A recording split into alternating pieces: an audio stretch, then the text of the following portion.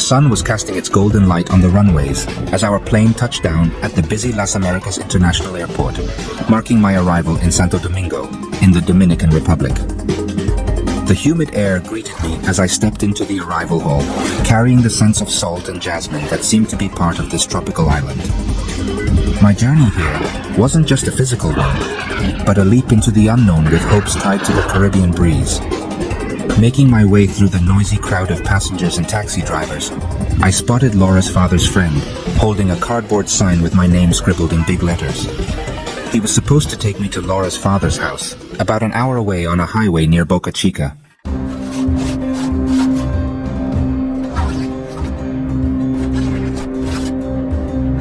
The car, an old model barely holding itself together, soon swallowed us into its sun-faded interior, and we left, leaving the city airport behind.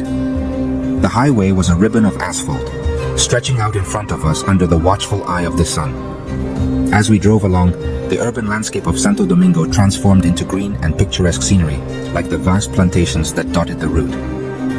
The sound of merengue echoed from the car radio, with a contagious rhythm that mixed with the hum of the engine and the occasional honk, a constant reminder of the lively spirit that characterizes this country.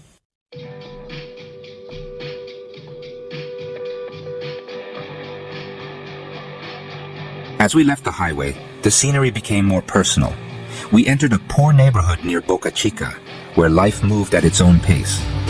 The area was a mosaic of small, colorful houses that seemed to gently lean on one another, each painted in shades of lemon yellow and coral pink, washed by the sun.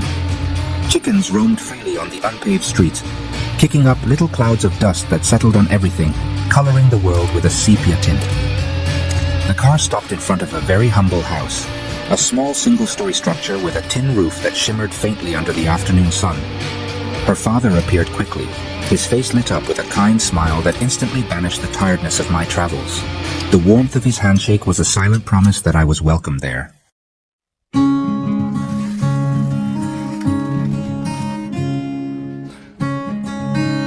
Inside, the house was modest but meticulously kept. The walls were bare except for a single photograph of Laura and her sister as little girls, smiling widely with innocence.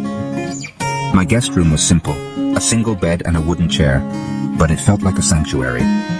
In the corner, the bathroom was equipped with a manual shower and toilet, which required patience and a bit of an adjustment on my part, a nod to the resilience and ingenuity of its inhabitants. The next morning, after a breakfast of fresh fruit and warm smiles, I ventured out to find work that could root me in this community teaching, a profession I longed to continue amidst this new setting.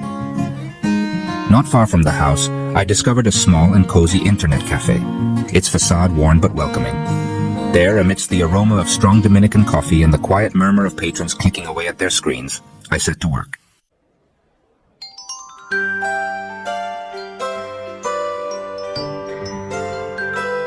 Sitting by the window, the cafe gave me a glimpse of everyday life in this neighborhood. The world outside was vibrant. Street vendors offering their goods, children playing in the streets, their laughter piercing the air with youthful exuberance. Inside, I searched through pages of job postings, my fingers skillfully moving across the keyboard. I was looking for a teaching position, hoping to find a school or community center in need of an educator with a passion for English and history. Every click and scroll felt like a step closer to securing a foothold in this new life. The internet, like a silent accomplice, bridged my past and present, each job posting a whisper of potential futures. In that cafe, under the warm gaze of the setting sun, I realized my journey was more than a job search. It was an acceptance of change. The road from the Santo Domingo airport to the unpaved streets near Boca Chica had been transformative, each stage a chapter in itself. Life in the Dominican Republic was a dance of contrasts, a place where simplicity intertwined seamlessly with the potential for deep connections. Here, in the midst of it all, I was ready to find my place, a connection, one lesson and one step at a time.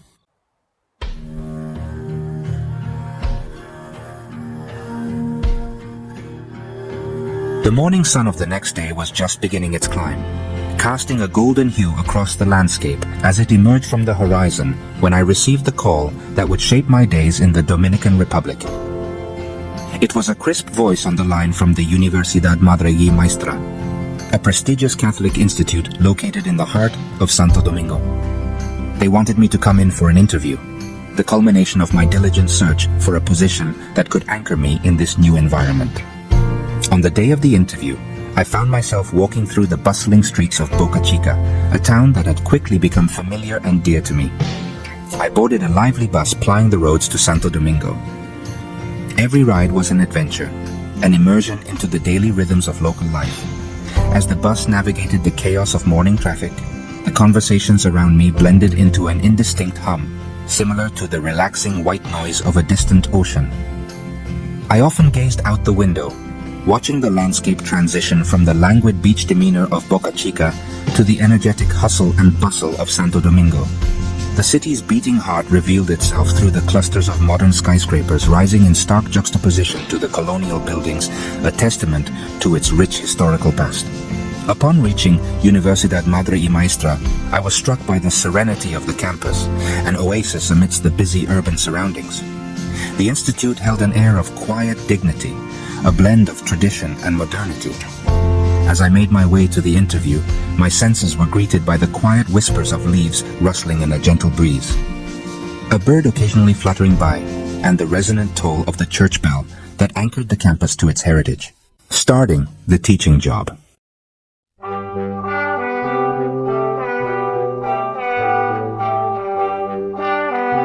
My life settled into a rewarding pattern. Days that began with the first light touching Boca Chica, spent shaping young minds in the heart of Santo Domingo, and ended sharing stories and meals with Laura's family.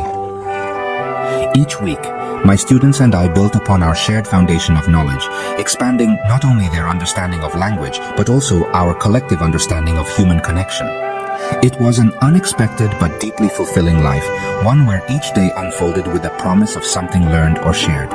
A rhythm as endless as the gentle Caribbean waves that whispered the secrets of time as they caressed the shores. And in the quiet moments between teaching, commuting, and life, I reflected on the fortune of finding a place that felt so unexpectedly like home.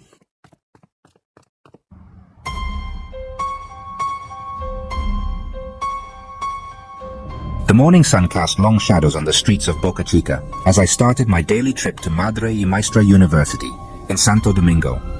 My commute had become a treasured ritual, a time to reflect and prepare for the day's lessons as the bus rumbled and swayed along the vibrant roads connecting the coast to the capital. On this particular morning, our progress towards Santo Domingo was abruptly interrupted. The bus lurched to a shaky stop, the driver's voice crackling through the loudspeakers over the rising murmurs. Looking out the window, I realized we were surrounded by a growing crowd of buses from rival companies, a tense standoff brewing on the asphalt. A growing dispute between two bus companies was reaching a dangerous breaking point. The rival drivers, fiercely territorial, were clashing over routes, a lucrative but fiercely contested prize in the busy transportation ecosystem. The confrontation brewed quickly and visibly, and fears intensified at the unmistakable sight of rival drivers approaching with grim determination, brandishing machetes, knives, and even guns. A chill swept through the crowded bus, turning our small shared world into a space thick with anxiety and urgency. Passenger instincts kicked in, pushing us towards self-preservation. "Everybody off, quick!" yelled our driver, his voice laced with the kind of urgency that left little room for hesitation. We moved, propelled by fear, into the ordered chaos of fleeing our original bus. A torrent of passengers spilled onto the street, a river of humanity seeking refuge from the escalating threat by heading towards other vehicles, a mobility that promised safety amidst the uncertainty. The engines of nearby buses throbbed like hearts, their open doors inviting us to escape the brewing conflict. As we hurried to board another bus, our legs unsteady on the asphalt, the absence of authority was conspicuously strange. Where were the sirens, the reassuring presence of police uniforms to dispel this descent into potential violence?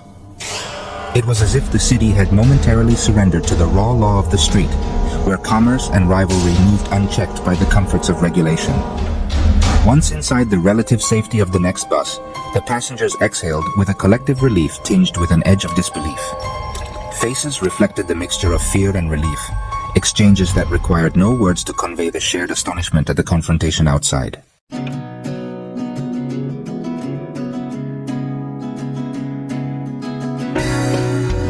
As our new driver took us away from the commotion, I tried to make sense of what had just happened. The street that moments ago teetered on the edge of chaos now receded behind us. Each meter gained a gradual return to normal. The scene outside was one that many city travelers could recount in whispers over dinner, illustrating the thin line between public order and chaos. It was an experience strangely wrapped in the mundane, a daily commute turned narrative that was as much a lesson in human nature as any I learned within the walls of a classroom. As the bus found its rhythm, a tentative peace settled over us, the city's heartbeat regaining its fervent pulse. We were on our way again, Santo Domingo and the university coming into view, silhouettes against the morning sun. The rest of the journey passed in silence, the initial shock receding into hushed conversations, and the comforting cadence of the ride. Laura's father's house and family routines awaited my return, each usual element subtly altered by the day's events. The incident was a tacit reminder. Beneath the rich panorama of Caribbean life lay stories of struggle, sustenance, and moments of unforeseen conflict.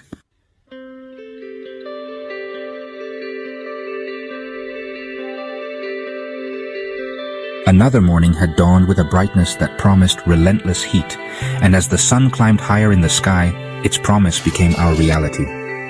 When I stood before my class at Madre y Maestra University, the air was thick with heat, and the air conditioner, usually a constant hum in its battle against the tropical sun, was inadequate. I noticed it first in the subtle shifts of my students, restless movements, furtive glances at the ceiling, as if to will the air back to life amidst the lethargy that was beginning to sap their attention. It was a scene replayed so many times in academia, where discomfort threatened the sanctity of concentration, and learning became a secondary pursuit to simply enduring the temperature. After the initial instructions for the day's language lesson, today a dual exploration of English prose and French poetry, I paused. The familiar murmur of distress rose among the 35 young faces before me, expressions painted with a mixture of determination and distraction. "It's too hot, Professor." Recognizing the futility of fighting a malfunctioning system, an idea sparked, a small rebellion against the discomfort that constricted our little world. "Why don't we change things up a bit today?" I suggested, a smile playing on my lips, buoyed by the prospect of bringing learning to the forefront. "Let's sit on the floor, where it's cooler. We'll form a circle and continue from there. It might help us concentrate better." Surprise rippled through the room, quickly replaced by nods and a shift in energy as they welcomed my suggestion. The cool tiles beckoned, a welcome reprieve from the stifling confinement of the plastic chairs.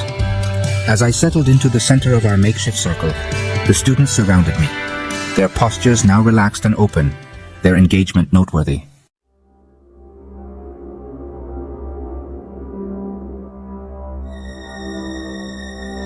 With this new arrangement, the dynamic changed drastically. Where the room had felt overheated with complaints, it now vibrated with a renewed enthusiasm. We emphasized the lesson with stories and accented the poetry with gestures, an exchange as vivid as it was spontaneous. The students, freed from the usual confines, became noticeably animated, their participation more fervent and genuine. It was a breath of fresh air, a moment of intimacy not only with the language, but with each other. The barriers that often stood between teacher and student dissolved, replaced by the simple act of sharing space in a circle, underscored by the understanding that learning was an adventure we were united in exploring. In the midst of this vibrant interaction, a figure appeared at the door, the silhouette of the coordinator standing in the doorway, her presence incongruous with our scene of lively discussion. Her gaze swept across the newly composed interior of our classroom, and the tension at the corners of her mouth reflected an implacable severity. "Coordinator, would you mind seeing me in my office after class?" The class continued, the air around us alive with words and phrases leaping from the pages of novels and poems. However, the undercurrent of anticipation about the impending meeting pulsed just as strongly beneath the surface of my thoughts. Once the session ended and the students dispersed, their expressions lit by the lingering excitement of the lesson's momentum, I made my way to the coordinator's office. Her domain was a bastion of order amidst the complexities of university life, and her composure was as characteristic of her surroundings as the perfectly aligned stacks of papers on her desk.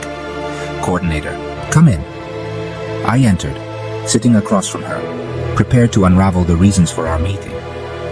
She paused before speaking, the silence stretching into a measure of contemplation. Coordinator, I understand you took a rather unorthodox approach in your class today. Yes, the room was too hot for the students to focus. Without the air conditioning, I thought a change of seating might help, I explained, careful not to sound defensive. It seemed to work. They were much more focused. Her gaze held mine, insightful yet open to understanding. Coordinator, I appreciate your ingenuity, and the students' response suggests it was indeed beneficial. However, we must also maintain the structure that underpins their learning environment. Innovation should be encouraged, but within established guidelines. Her words were a mixture of praise and caution, a demonstration of how to manage creativity within the confines of institutional frameworks. It was the age-old dance between tradition and innovation, one that every teacher must inevitably navigate.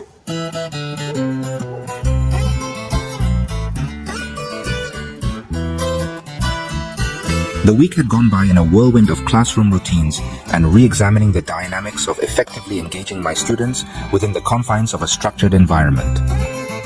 The previous meeting with the coordinator had left me introspective, grappling with the delicate balance between adhering to traditional methods and fostering creative teaching strategies. It was in the midst of this contemplation that I received an email that changed the course of my professional trajectory.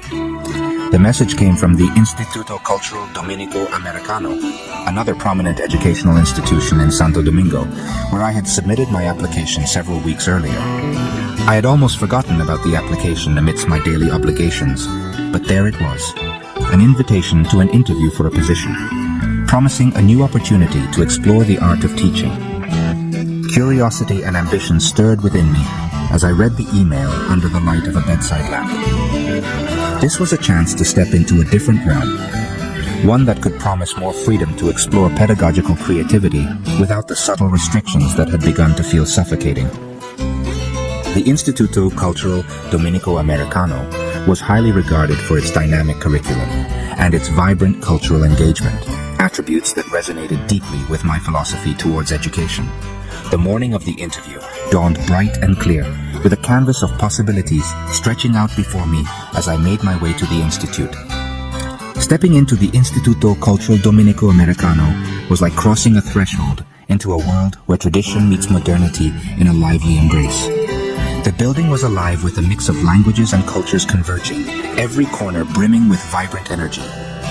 The interview was more of a conversation than an interrogation, a refreshing exchange with an interviewer who seemed genuinely interested in my teaching philosophy and vision for student engagement. He praised the diversity of my experience and my passion for integrating creative strategies into language teaching, qualities that he saw as assets within the Institute's own educational system. The decision came swiftly, like a breeze deciding its direction by a peaceful sea.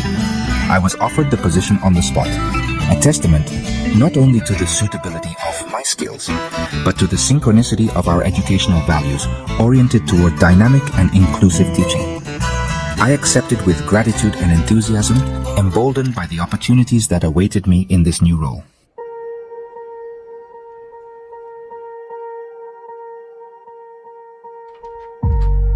My next task was to face the coordinator at Madre e Maestra University, a conversation I approached with respect, but with determination.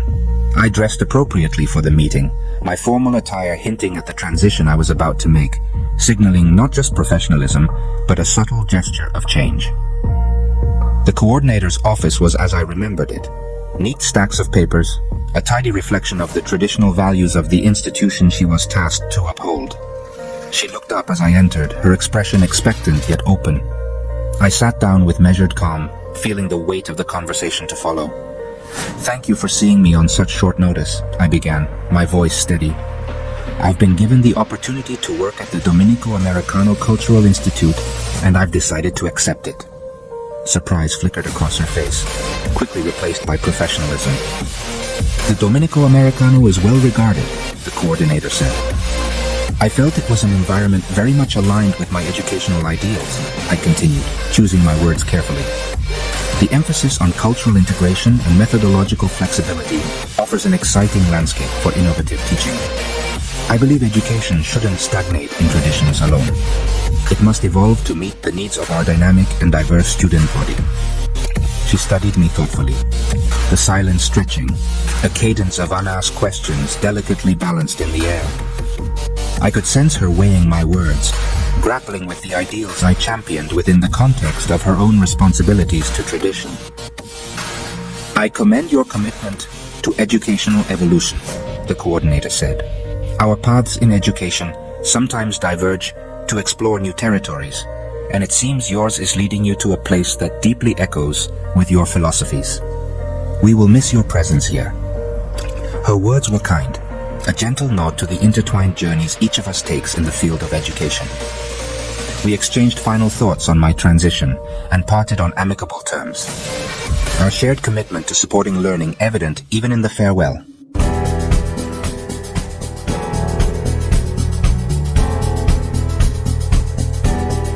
As I stepped out of her office, the world beyond seemed refreshingly new, a wide expanse of opportunities lit by the golden afternoon sun, free from the limits of tradition. The air felt lighter as I stepped out into the courtyard, embraced by the warm outdoor air. Later, as I walked down the streets that would soon become familiar paths to my new role, I felt a sense of renewal, of new beginnings unfolding ahead. The city pulsed around me with boundless energy, echoing my own excitement to embark on this new path, full of promise and the potential to inspire through education.